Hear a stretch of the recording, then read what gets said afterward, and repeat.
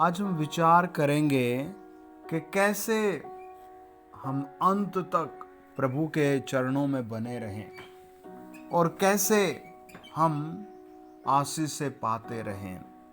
आइए सब सरों को झुकाएं, प्रार्थना करेंगे। महासामर्थ्य दयालु प्रभु यीशु, हम आपके कलवरी खून के द्वारा आपके चरणों पर आते हैं। विनती प्रार्थना करते हैं जो भाई बहन ये वीडियो देख रहे हैं, वचन सुन रहे हैं, उनके जीवन में पवित्र आत्मा काम करे, चंगाई की आशीष दे। प्रभु यीशु, हर रोग से आप चंगाई दीजिए।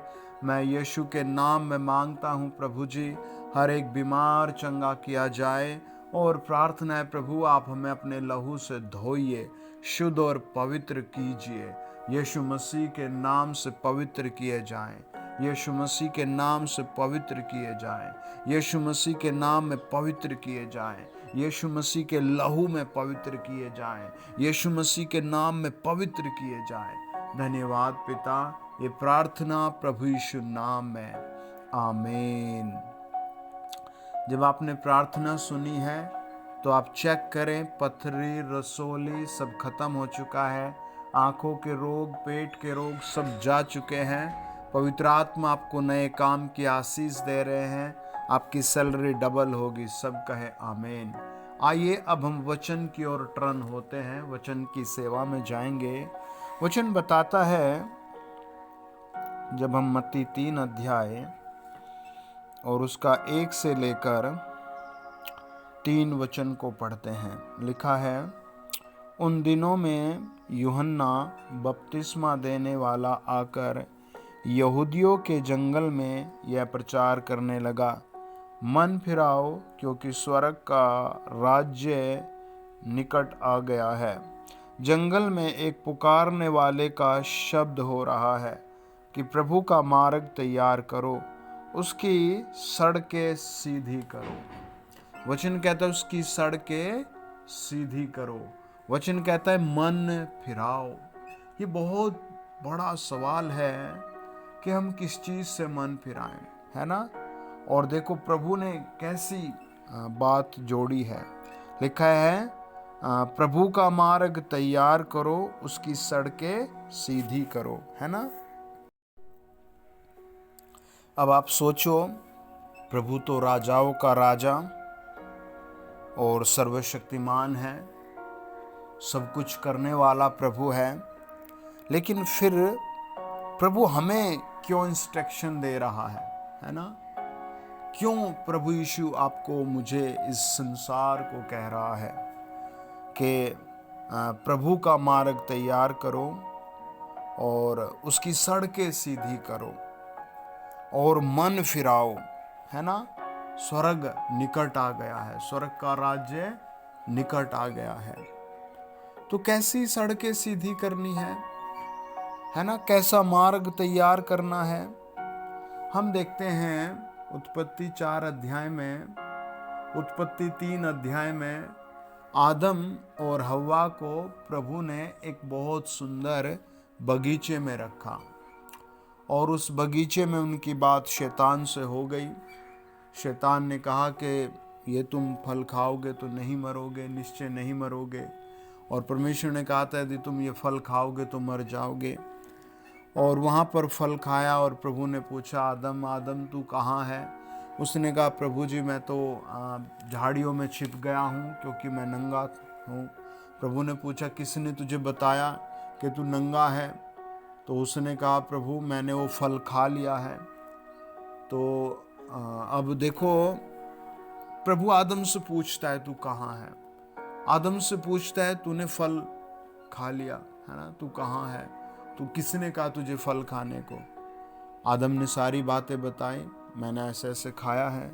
लेकिन एक चीज की कमी रही, उसने कोई भी दुख व्यक्त नहीं किया। अगर वो तुरंत वहीं प्रभु के पैर पकड़ लेता और कहता, प्रभु मुझसे बहुत बड़ी गलती हो गई, हे परमेश्वर मुझे माफ कर दे, मुझसे बहुत बड़ी ये गलती हो गई, तो वो उस ऊंट कटारों वाली जमीन पर कभी ना आता, है ना। ऐसे कई सारे भाइयों को, बहनों को हम देखते हैं जो बहुत गुस्से में रहते हैं, डू एंड डाई की फॉर्म में रहते हैं और बहुत सख्त रहते हैं। एक बहन को मैंने बताया, सिस्टर लड़ना नहीं, परमेश्वर आपसे प्यार करता है। और उसने कहा मैं बहुत बड़े ख़ानदान की हूँ, मैं डरने वाली नहीं हूँ। मेरे भाई ने कहा कि हम झुकेंगे नहीं। तो ठीक है भाई, उसने अपने पति से माफ़ी नहीं मांगी, उसके पति ने उसे निकाल दिया। 1 2 3 4 महीने तो बहन बेचारी बहुत खुश होकर अपने भाइयों के साथ रही, लेकिन फिर एक कंपनी में काम करने लगी और धीरे धीरे डिवोर्स हो गया। और आज वो सुंदरता चेहरे की चली गई, वो शरीर का बल भी चला गया, और देखकर भी बहुत बूढ़ी सी, बुजुर्ग सी लगती है, बहुत रोती है। भाई लोग अपने अपने काम में बहुत व्यस्त हो गए, उनके बच्चे हो गए, और कुछ साल में आज सब कुछ उसके हाथ से निकल चुका है। तो अगर वो उसी समय नरम हो जाती, क्षमा मांगती, तो घर बना रहता। बहुत सी चीज़ें हैं जो प्रभु आपसे ही कराना चाहता है। वचन कहता है कि उसका मार्ग तैयार करो, उसकी सड़कें सीधी करो, मन फिराओ, स्वर्ग का राज्य निकट आ चुका है ना। तो ये बात प्रभु ने आदम से कही, तू कहाँ है, लेकिन उसने कोई भी माफ़ी नहीं मांगी, कोई भी अभिक्रिया नहीं जताई। उसने सोचा ही नहीं तू यहाँ से निकल कर कहाँ जाएगा, है ना। कितने आज बच्चे जूनियर सीनियर हैं जो ऐसे ही स्टेप लेते हैं, है ना, और बुरी बुरी चीज़ों में रहते हैं। लेकिन प्रभु सोचता है इस बारे में, यीशु चाहता है कि हम लोग अच्छा जीवन पाएं, हम लोग बढ़िया जीवन पाएं, हम लोग एक नई उन्नति प्राप्त करें। तो इसीलिए आप अपने आप को बहुत सही साबित करें, बहुत बढ़िया करें। इब्रानियों 3 अध्याय का 8 वचन कहता है, अपने मन को कठोर न करो, और जैसा कि क्रोध दिलाने के समय और परीक्षा के दिन जंगल में किया गया था। ये निर्गमन 17 अध्याय, गिनती 20 अध्याय की बात कर रहे हैं। वो कोई भी बात परमेश्वर से ये नहीं कहते थे कि हे प्रभु हम पर दया कर, हमें प्यास लगी है, पानी का प्रबंध कर दे। वो कहते थे कहाँ ले आए तुम हमें जंगल में, हम यहाँ भूखे मर जाएंगे, यहाँ कोई रोटी नहीं, यहाँ कोई पानी नहीं। वो ताने देते थे। अगर आप अपने पति के साथ हैं, भाई बहनों के साथ हैं, माता पिता के साथ हैं, वो पक्ष कैसा है उसे रहने दीजिए। आप अपने अंदर सुधार कीजिए। आप किसी भी चीज़ से लड़ेंगे, टूट कर गिर जाएंगे। दुबई एक ऐसी जगह है जहाँ बताया जाता है कि बहुत कम बारिश होती है। अभी सृष्टि ने एक हुंकार भरा, एक श्वास लिया, और पूरा दुबई बार बार photo, Instagram, Facebook, ShareChat, है ना, न्यूज सब भरी पड़ी है कि वो डूब रहा है, डूब रहा है, डूब रहा है। तो किस चीज़ से लड़ सकते हैं आप, है ना। कई बार आदमी को बहुत घमंड होता है अपने बल को लेकर के, अपने शरीर को लेकर के, पैसे को लेकर के, अपनी जात को लेकर के, यहाँ तक कि धर्म को लेकर के, बहुत चीज़ें हैं। लेकिन प्रभु इन सब से अलग है, सर्वशक्तिमान इन सब से अलग है। राजाओं का राजा, पवित्र पवित्र स्वर्ग में बैठा है ना। ब्रह्मांड में न जाने कितने बड़े बड़े ग्रह हैं। कोई एक भाई एस्ट्रोलॉजर बता रहे थे, चार्ल्स करके शायद उनका नाम है, कि एक ग्रह का खोज की गई जहाँ पर डायमंड पाए जाते हैं। लेकिन परमेश्वर वहाँ नहीं रहता। परमेश्वर आपके दिल में रहना चाहता है ना, आपके हृदय में रहना चाहता है। आपने कई बार बहुत फुलवारी सुंदर गार्डन देखा होगा, तो लगा होगा शायद यही बेस्ट स्वर्ग है ना।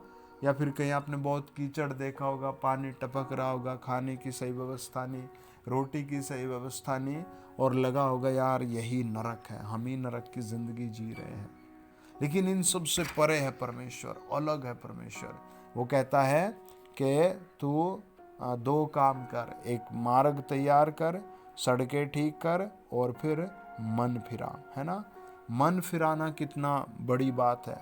12 वचन में कहता है, इब्रानियों 3 अध्याय 12 वचन में, हे भाइयों चौकस रहो कि तुम में ऐसा बुरा और अविश्वसनीय मन न हो जो जीवित परमेश्वर से दूर हटा ले, है ना, जो जीवित परमेश्वर से दूर हटा ले जाए। ऐसे मन से प्रभु हमें दूर रहने को कहता है, ऐसे मन से। ये परमेश्वर का प्यार है, ये सर्वशक्तिमान की इच्छा है, ये राजाओं के राजा की इच्छा है कि हमारा मन नरम हो, हमारा मन संयमी हो, है ना। अगर आप अपनी पत्नी से सॉरी बोल सकते हैं, अपनी माँ से सॉरी बोल सकते हैं, अपने पिता से सॉरी बोल सकते हैं, अपने छोटे भाई से सॉरी बोल सकते हैं, आप अपने आसपास के लोगों के सामने चुप रहकर कमजोरी को, उस गलती को देखे कहाँ गलती हो रही है। उत्पत्ति 4 अध्याय बताता है कि 2 भाई थे, कैन और हाबिल। एक से परमेश्वर बहुत खुश था, एक से बहुत दुखी था। तो जो जिसका कैन का परमेश्वर के साथ उतना बढ़िया नहीं था, और कैन ने सजा काटी, दुख काटा। अगर वो सॉरी मांग लेता तो अपने भाई के अपराध से बच जाता। क्या मिला उसे? नरक चला गया, पीड़ित हुआ, है, श्रापित ठहरा। तो कई चीज़ें आप ठीक कर सकते हैं, आप बढ़िया कर सकते हैं, अपने जीवन में बढ़िया बना सकते हैं। और अगर आप एक बार अपने आप को वचन में जोड़ दें, वचन के अकॉर्डिंग चलें, तो आप सच में पृथ्वी पर भी स्वर्ग का अनुभव करेंगे, है ना। स्वर्ग का अनुभव करेंगे। परमेश्वर ऐसा अनुभव देना चाहता है। परमेश्वर के पास ऐसी असीम पावर है ना। ऐसा परमेश्वर के पास अनुग्रह है। दूसरा पत्रस 2 अध्याय का जब हम 9 वचन पढ़ते हैं, लिखा है, प्रभु के भक्तों को परीक्षा में से निकाल लेना और अधर्मियों को न्याय के दिन तक दंड की दशा में रखना भी जानता है। ये परमेश्वर जानता है कि मैं धर्मियों को, जो मेरा भय मानते हैं, उन्हें मैं परीक्षा से निकाल लूँगा, है ना। परीक्षा कई तरह की होती है, बीमारी की परीक्षा, गरीबी की परीक्षा, किसी पाप में पड़ जाने की परीक्षा। 24 अध्याय 16 वचन कहता है, नीति वचन के अगर धर्मी पाप में 7 बार गिरे तो भी मैं निकाल लूँगा। लेकिन उसमें ये नहीं कि मैं जानबूझ कर रहा हूँ, खुला छोड़ रहा हूँ खुद को, है ना।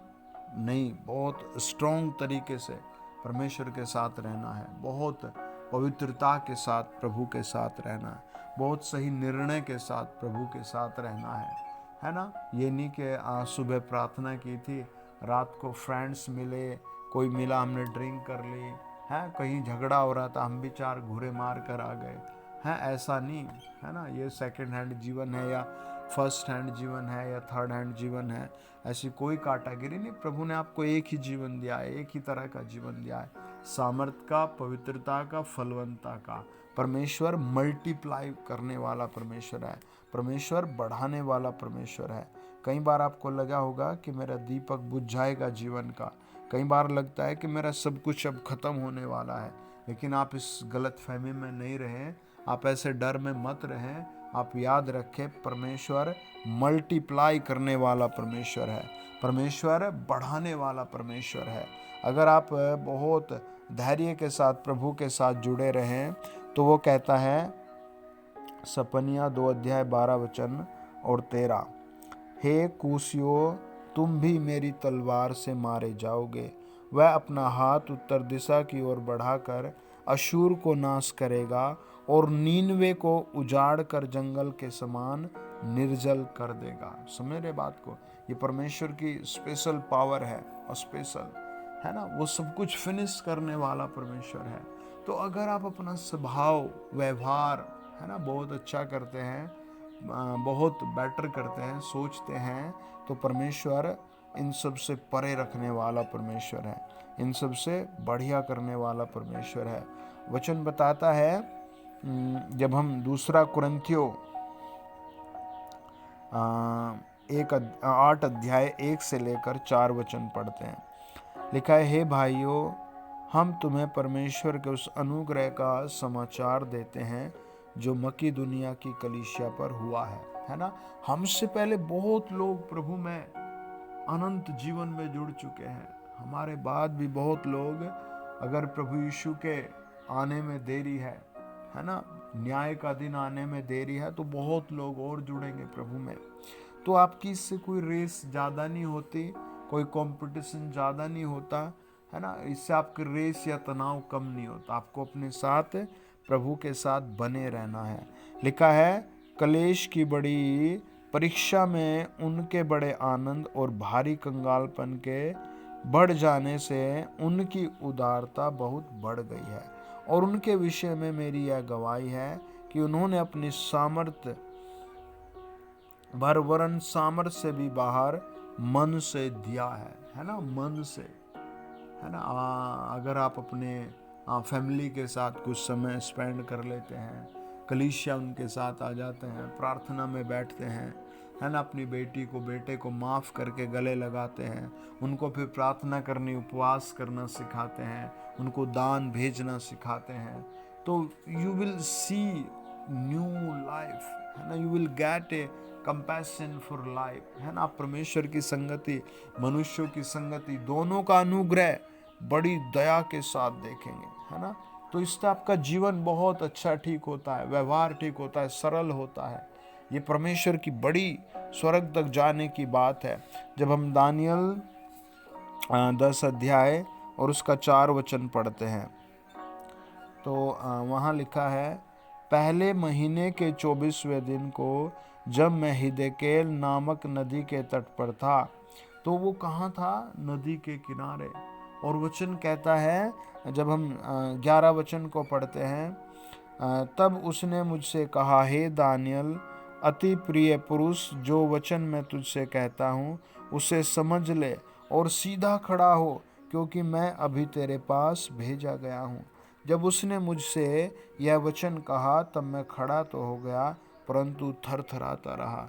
आप याद रखें कि आज दुनिया में आप बहुत बड़े बड़े सूरवीर योद्धाओं को देखते हैं, लेकिन जब आप स्वर्ग जाएंगे तब आप मुकुट को देखेंगे। परमेश्वर कहेगा, मैंने इस भाई को कार दी थी, फैक्ट्री दी थी, घर दिया था, बल दिया था, पैसा दिया था, लेकिन इसने सब खराब कर दिया। और किसी को कहेगा, मैंने इसे कुछ भी नहीं दिया था, पर इसने फिर भी मेरे राज्य में काम किया है। कुछ को कहेगा, मैंने तुझे 1 लाख दिए थे, पर तूने 1.5 लाख कैसे परमेश्वर के राज्य में खर्च कर दिए, है ना। मैंने तो तुझे बहुत कम सामर्थ्य दी थी, फिर भी तू बहुत सामर्थ्य लगाता रहा, है ना। किसी को कहेगा, तू मैंने तुझे 100 दिए थे और तूने 100 के 100 मेरे राज्य के लिए खत्म कर दे। आजा मेरे प्यारे बच्चे, सिंहासन पर बैठ। आजा मेरी प्यारी बेटी, तू सिंहासन पर बैठ। आजा मेरे प्यारे सन, है ना। 4 अध्याय दानियल 11 अध्याय का 7 वचन बताता है, उसकी जड़ों में से एक डाल उत्पन्न होकर उसके स्थान में बढ़ेगी। वह सेना समेत उत्तर के राजा के गढ़ में प्रवेश करेगा और उनसे युद्ध करके प्रबल होगा। समझ रहे? युद्ध करके प्रबल होगा। तो आए दिन हमारी जिंदगियों में भी कई बार प्रबल युद्ध होते हैं, कई बार दुष्ट आत्मा से होते हैं, कई बार उन व्यक्तियों से जिनके साथ हमारे विचार नहीं मिलते, कई बार बहुत सारी चीज़ों से युद्ध होता है।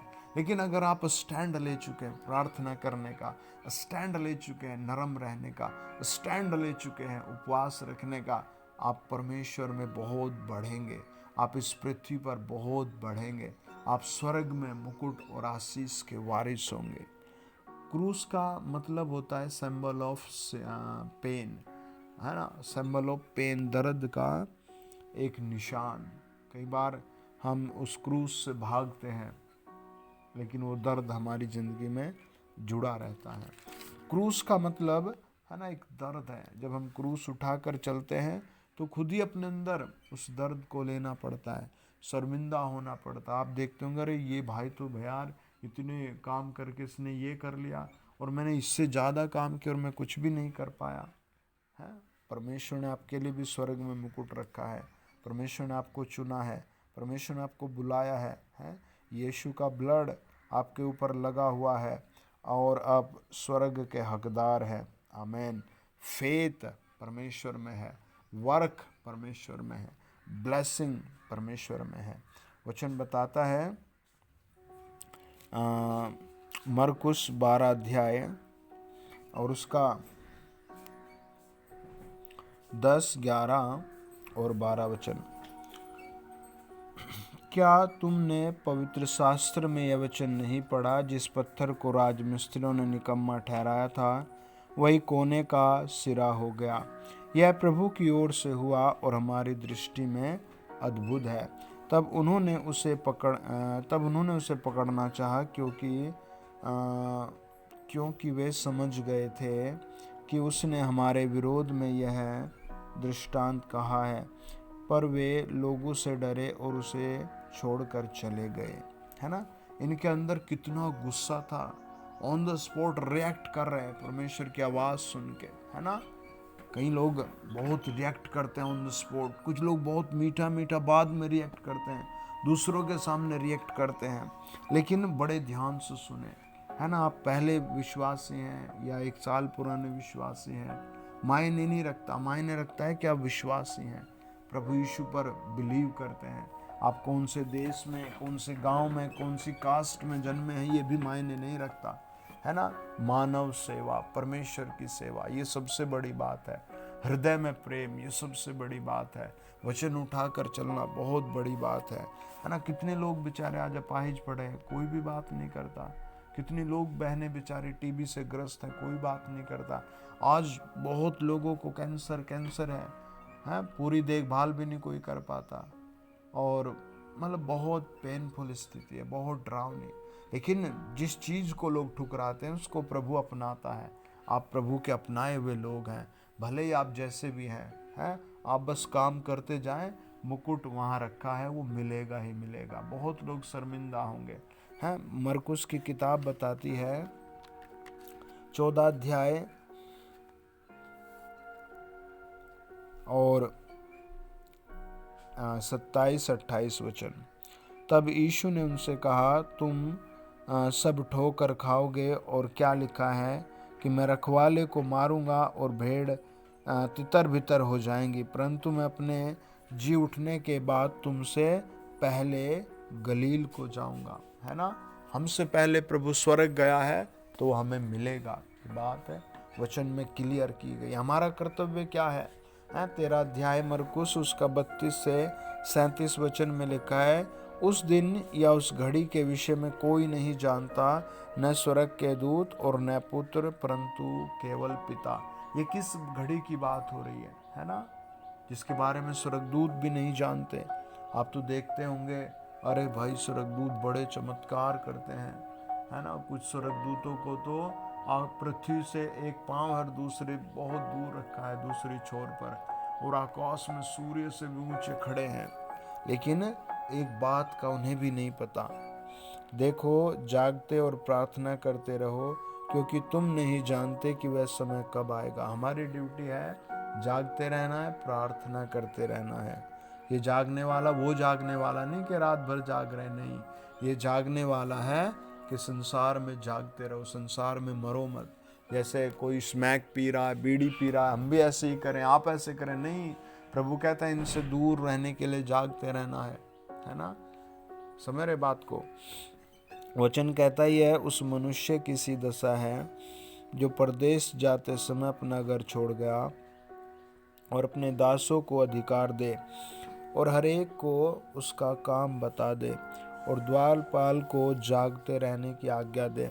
इसलिए जागते रहो, क्योंकि तुम नहीं जानते कि घर का स्वामी कब आएगा, सांझ को या आधी रात को या मुर्गे के बांग देने के समय या भोर को। ऐसा न हो कि वह अचानक आकर तुम्हें सोते पाए। और जो मैं तुमसे कहता हूँ वही सबसे कहता हूँ, जागते रहो। है ना, प्रभु इसीलिए ऐसे ही जब आप जागते रहते हैं, है ना, आप मिक्स नहीं होने देते। कई बार चीज़ें मिक्स हो जाती हैं, है ना, टीवी चल रहा है, प्रार्थना भी चल रही है, मिक्स हो गया। है ना, दोस्त कुछ गलत कर रहे थे, हम भी कर गए, मिक्स हो गया। हमें अलग होना है, रिएक्ट करना है नहीं भाई, पहले प्रार्थना है, टीवी क्लोज, पहले प्रार्थना है ना। संडे है, पहले वर्शिप जाना है, अलग हो गए। है ना, जो प्रभु ने हमें पैसा दिया उसका 10% पहले सेवा के लिए भेजते हैं, बाद में अपने कामों में खर्च करते हैं। अलग हो गए, है ना, मिक्स नहीं हुए, नहीं समझे। बहुत सारी चीज़ों में जब हम ऐसे करते हैं, हम अलग होते हैं, जागते हैं प्रभु के लिए, हम सोते नहीं, और उसका फल भी प्रभु स्वर्ग से बढ़ा देगा। आप देखना बहन भाई, है इस दुनिया में जो आपको बहुत बेकार लग रहे हैं या बहुत सुंदर लग रहे हैं, है ना। लेकिन स्वर्ग के राज्य में आप उनको भी देखोगे, खुद को भी खड़ा हुआ देखोगे, है परमेश्वर के सामने खड़ा हुआ देखोगे। आपने एक चीज का अनुभव किया होगा, जब आप 10 ईयर के थे तो 10 ईयर के हिसाब से सोचते थे, 20 के हुए तो 20 के हिसाब से, 50 के हुए तो 50 के हिसाब से सोचते हैं। और उस उम्र की ज़रूरतें अलग थी, इस उम्र की ज़रूरतें अलग है। ऐसे ही स्वर्ग की ज़रूरत है, स्वर्ग जाना है तो प्रभु यीशु के बलिदान की हमें ज़रूरत है। वचन बताता है जब उसके बलिदान में छिपते हैं तब हमारे लिए नई आशीष आती है ना। वचन कहता है लूका रचित सुसमाचार 13 अध्याय 6 से लेकर 9 वचन। फिर उसने यह दृष्टांत भी कहा, किसी की अंगूर की बारी में एक अंजीर का पेड़ लगा हुआ था। वह उसमें फल ढूंढने आया परंतु न पाया। तब उसने बारी के रखवाले से कहा, देख 3 वर्ष से मैं इस अंजीर के पेड़ में फल ढूंढने आता हूँ परंतु नहीं पाता, इसे काट डाल कि यह भूमि को क्यों रोके रहे। उसने उसको उत्तर दिया, हे स्वामी, इसे इस वर्ष और रहने दे कि मैं इसके चारों ओर खोदकर खाद डालूं। यदि आगे को फले तो भला, नहीं तो उसे काट डालना। वचन बताता है कि प्रभु देख रहा है स्वर्ग से, आज लोगों को देखता है। सब अपने काम में व्यस्त मिलते हैं, है ना, अपनी चीज़ों में व्यस्त हैं। पर एक चीज़ को याद रखना है हमें, हम देखते हैं, आपने जीवन में कभी ना कभी जहाज जरूर देखा होगा, हेलीकॉप्टर जरूर देखा होगा, एरोप्लेन। तो वो कितना ऊंचा होता है, आसमान में होता है, कितना ऊपर होता है। कई बार बहुत छोटा सा दिखता है, फिंगर जितना, अंगूठे जितना, या फिर एक बॉक्स जितना है। और कई बार तो दिखता ही नहीं, नेल जितना भी नहीं दिखता, आवाज ही आती है बस।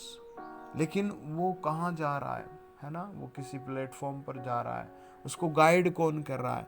पृथ्वी पर बैठा कोई इंसान उसको आसमान में गाइड करता है, इधर चल, यहाँ से नीचे आ, इस देश में लैंड कर, इस एयरपोर्ट पर उतरा, है ना। और वो फिर वहाँ उतरता है, उसे पायलट कंट्रोल कर के रखता है ना। कई बार आदमी उसकी बॉडी उस पर हावी हो जाती है, आत्मा पर। तो आप बहुत मेहनत करें, कंपनी खड़ी करें, गवर्नमेंट नौकरी प्राप्त करें, है ना, बड़ा घर बनाए, सब कुछ प्रभु आपके लिए रखता है, बोले आमीन। लेकिन परमेश्वर के कंट्रोल में रहे, परमेश्वर की उपस्थिति में रहे, यीशु मसीह के बलिदान के नीचे रहें। आप और आपका घराना, आपके आसपास के जितने लोग हैं, आप जब उनसे मिलते होंगे, कोई ना कोई आप एडवाइस उनसे ज़रूर लेते होंगे और फिर अपनी भी एडवाइस उन्हें कुछ देते होंगे, है ना। लेकिन इंस्ट्रक्शन ऑफ परमेश्वर के निर्देशांक फॉलो करें। God bless you. आपके लिए खुदा बड़ी विक्टोरी भेज रहा है। आमीन। God bless you.